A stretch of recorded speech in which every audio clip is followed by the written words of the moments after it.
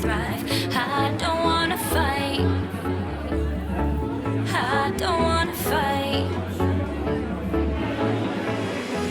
Can you see the flickering lights, baby? Put your glass up in the air with me. Holla, holla, let them hear us loudly. Our top is off, let's show them off proudly. Wake you wonderland. It's like crossing the Rio Grande. You gotta have the cash. Parfait. Merci. Alors, vous constatez que la salle, d'un point de vue acoustique, n'est pas l'idéal pour ce genre de rencontre, mais cette année, nous n'avons pas le choix. Voilà. Le confort est donc limité par la taille et la qualité acoustique, mais l'année prochaine, nous profiterons de notre nouvelle salle, bien équipée, confortable, bien agencée, ça sera le top, voilà, comme disent les jeunes. Donc là, on va souffrir un petit peu pour avoir mieux l'année prochaine. Alors, je vous remercie tout d'abord d'avoir répondu positivement à cette invitation, malgré que vous sachiez justement que les conditions n'allaient peut-être pas être idéales. Mais reconnaissons tout de même que cette salle remplit vraiment le rôle que la mandature précédente lui avait alloué, hein, la vie associative, parce qu'elle est vraiment énormément utilisée. Tous les soirs de la semaine, il y a des activités. Et parfois même sur les demi-journées. Hein. Donc de nombreuses actions, le yoga, les cours de peinture, les cours de couture, les cours de théâtre qui ont commencé ce matin, le club des aînés, le palais qui va démarrer vendredi prochain. Voilà, donc de nombreuses actions associatives, sportives, culturelles qui se passent dans cette salle pour l'instant. Donc, certes, ce n'est pas l'idéal pour l'instant d'un point de vue acoustique, nous y ferons le nécessaire, mais elle est bien utile. J'en profite pour remercier et saluer tous les bénévoles associatifs parce que franchement, ils font un travail très important.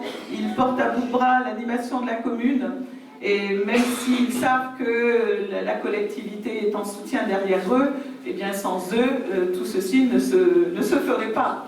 Hein. C'était essentiel au maintien du lien social, à l'entretien des relations entre les habitants. Donc j'en profite pour les saluer et les remercier pour tout ce travail. Alors, à la soirée des vœux, je suis donc là, avant tout, pour vous souhaiter à tous une très heureuse nouvelle année. Surtout la santé. Vous avez raison, madame. Qu'elle vous maintienne d'abord tous en bonne santé. Qu'elle apporte la paix aussi, parce que l'année précédente aura été assez désastreuse sur ce point-là. Je vous souhaite à tous la réussite dans vos projets, qu'ils soient personnels ou professionnels. Voilà, que cette année soit pétillante, pleine de rencontres, pleine d'émotions. Et c'est ce qui nous maintient en vie et en alerte. Pour la commune, cette nouvelle année, nous la souhaitons dynamique, constructive et solidaire. Solidaire pour qu'elle nous projette vers des horizons dont nos enfants pourraient être fiers si je compare cette année à la précédente. Donc pour l'équipe municipale, l'année à venir va être essentiellement placée sous le signe de la culture. La culture, parce que tout d'abord, ça va être dans le droit fil des projets qui ont été soutenus en 2015 à travers la réhabilitation de notre salle polyvalente, la dynamisation des liens sociaux, la protection de notre environnement à laquelle chacun a pu contribuer. Mais c'est également parce que nous avons la conviction que la culture, l'éducation, ce sont les deux vecteurs essentiels pour ouvrir les esprits à l'acceptation de la liberté d'expression, de la liberté de penser, au respect de l'autre dans toutes ses dimensions. C'est grâce à la culture et à l'éducation que l'on peut lutter contre l'obscurantisme et les intolérances.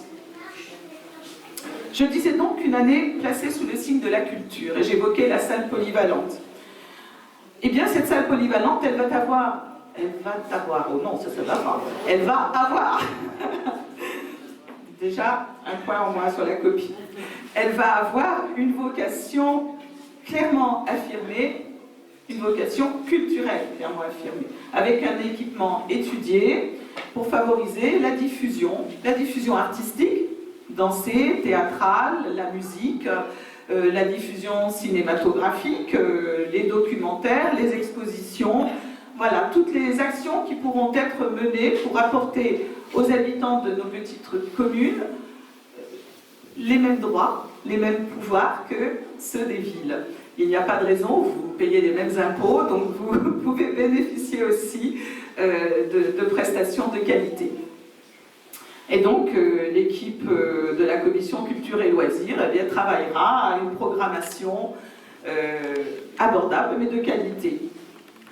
Donc, après avoir suivi l'évolution du chantier plutôt d'un point de vue technique, et là, je remercie Patrice et Angelo, tous les deux, élus qui suivent chaque semaine les réunions de chantier pour s'assurer que tout évolue comme cela a été attendu. Et bien maintenant, c'est à son exploitation que nous allons nous attacher. Donc à un groupe de travail, ou je peux dire qu'un groupe se met au travail déjà, la reprise du parking, des espaces extérieurs, de la végétalisation, pour que ce soit esthétique aussi. Donc il y a un groupe de travail qui s'installe sur ce thème-là. Alors je disais culture également, eh bien parce que la mairie a conventionné avec la CDC pour pouvoir bénéficier de l'accueil en résidence d'une troupe d'artistes, des artistes de cirque, qui vont nous faire rêver au fil de leur création, puisqu'ils vont passer 2 semaines sur notre commune pour créer leur prochain spectacle. Donc, 1 semaine de création et de présentation de spectacles. En début de semaine, ils nous montreront où ils en sont de leur création, puisqu'ils ont commencé sur d'autres communes avant nous.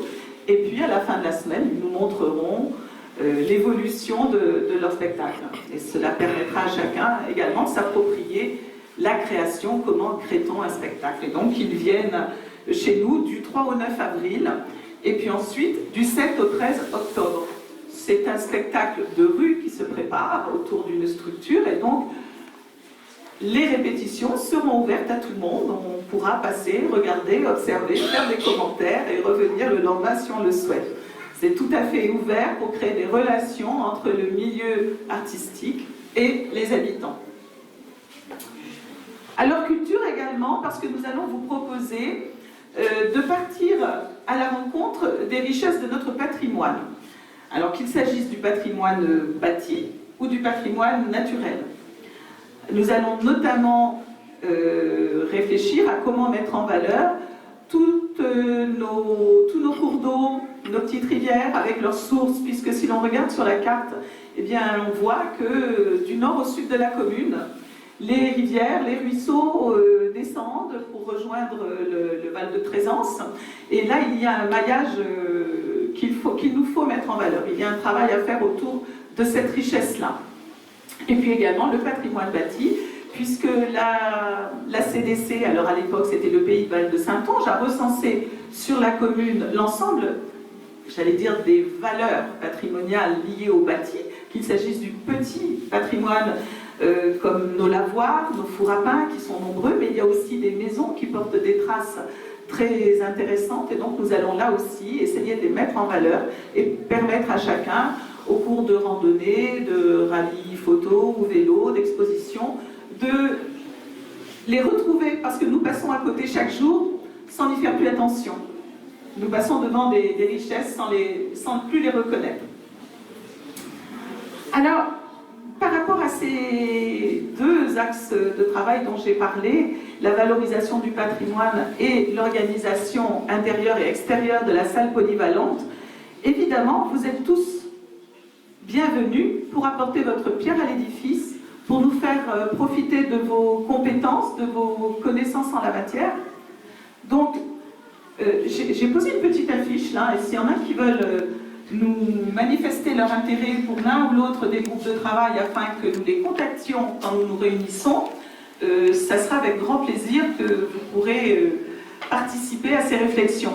Parce que, évidemment, les informations vont circuler avec le mailing qui a été conçu grâce à toutes les adresses que vous nous avez laissées. S'il y en a qui ne nous ont pas laissé leur adresse mail et qui souhaitent recevoir les informations, c'est l'occasion aussi de nous la laisser.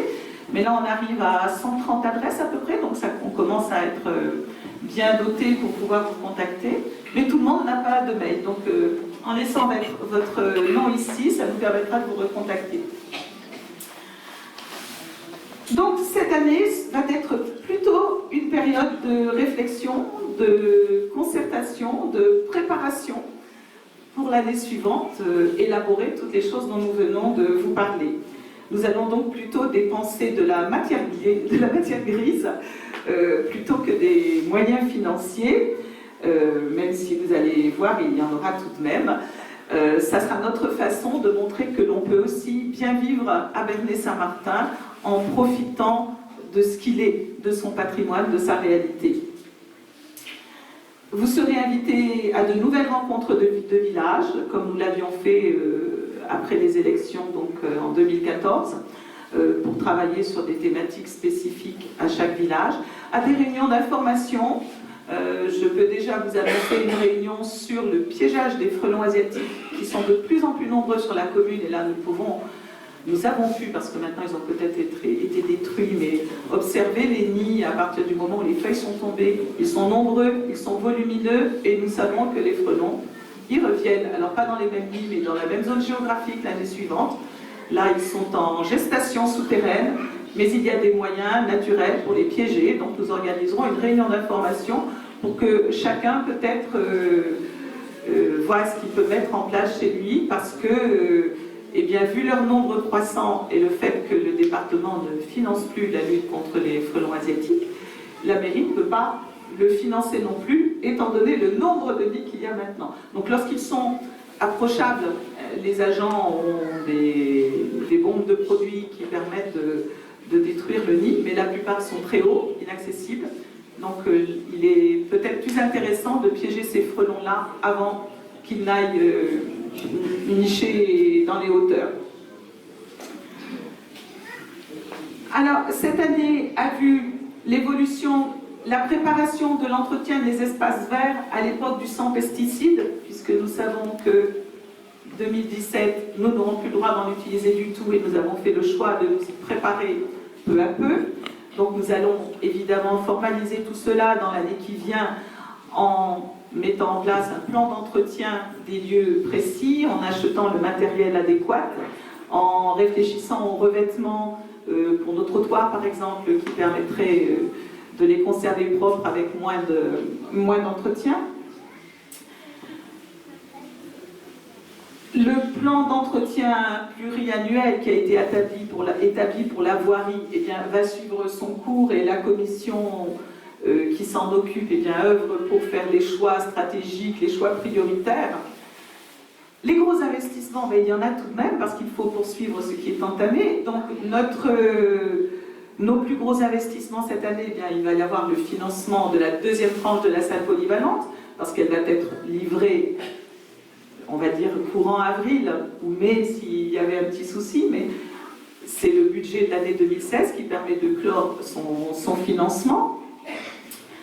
La mise en accessibilité des locaux que j'ai évoqué l'an dernier, eh bien, nous avons commencé cette année et nous allons poursuivre. Là, c'est un programme de 3 ans avec un gros budget également, l'accessibilité pour les personnes en situation de handicap.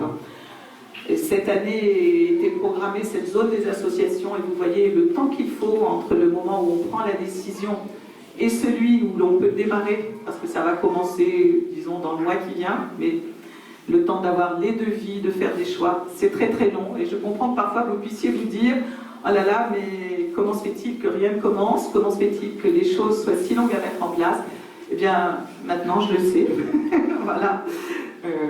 C'est vrai que la lourdeur administrative est réelle. Cette année, nous nous attaquons donc au bloc mairie-poste, et on va commencer par les huisseries. Pour agir sous tous ces fronts, eh bien, il faut une équipe solide. Donc je vous ai présenté mes vœux en tant qu'habitant, artisan, commerçant, mais je tiens aussi à les présenter à l'équipe administrative et à l'équipe technique des agents de la municipalité, puisqu'ils sont là, toujours à l'écoute de nos projets réactifs et parfois nous épaulant en nous rappelant « Tiens, mais vous aviez prévu ça, et puis justement là maintenant ça serait possible ». Voilà, ils sont vraiment là en soutien face à nos actions et je les remercie vraiment et mes vœux sont là pour eux aussi. Et puis, évidemment, je parle d'une équipe, eh bien, je pense également, parce que nous formons tous une équipe, chacun avec son rôle, eh bien, je pense évidemment à l'équipe des élus, qui s'investissent vraiment tous, chacun ayant à sa charge la gestion d'une petite partie des dossiers dont je viens de parler. Et franchement, s'ils n'étaient pas là, eh bien, tous ces projets resteraient de beaux projets dans les cartons, mais ils ne pourraient pas voir le jour. C'est bien parce que nous sommes nombreux et que tout le monde s'attache à gérer quelque chose que nous pouvons avancer sur les projets qui ont été évoqués dès 2014. Donc, mes vœux vont aussi, évidemment, à tous mes collègues et je les remercie pour leur réel investissement. Bonne année à tous et je vous invite à partager le verre de l'amitié et à grignoter ce que les élus ont préparé, mais également Thierry, notre traiteur local, qui doit être à la tâche derrière. Il est là. Bonne soirée.